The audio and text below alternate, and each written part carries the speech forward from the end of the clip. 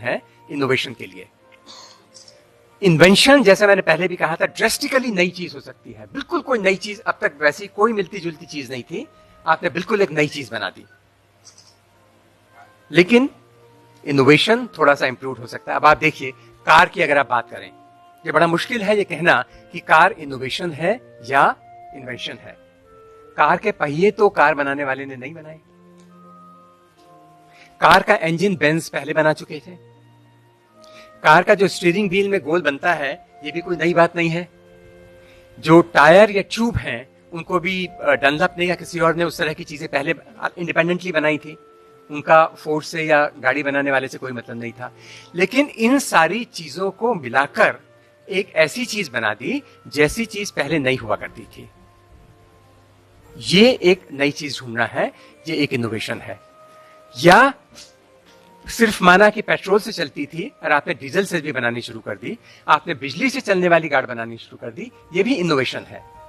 अगर कोई कहता है मैं पानी से चलाने वाली ये गाड़ी बना दे रहा हूं, तो that is also an innovation.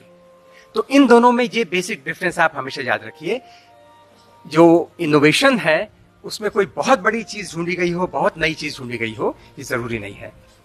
अब पहले जो है मेमोरी को स्टोर किया करते थे, सीडी में किया करते थे। अब पेन ड्राइव आ गई, उससे पहले टेप में किया करते थे। तो ये बेसिक चीज उनकी वही रही, लेकिन हम इनोवेशन करते गए और उसकी क्षमता को, उसकी एफिशिएंसी को, उसकी स्टोरेज की कैपेसिटी को, उसकी कन्वीनियंस को हम बढ़ाते गए। आप पहले सीडी को अपने इस तरह बैग में डाल के नहीं ले जा सकते थे। एक स्क्रैच पड़ेगा, सीडी खराब हो जाएगी। या डीवीडी आई, डीवीडी जो है वो इनोवेशन था ओवर सीडी। लेकिन इनोवेशन केवल इंस्ट्रूमेंट में हो, गैजेट में हो, ये जरूरी नहीं है।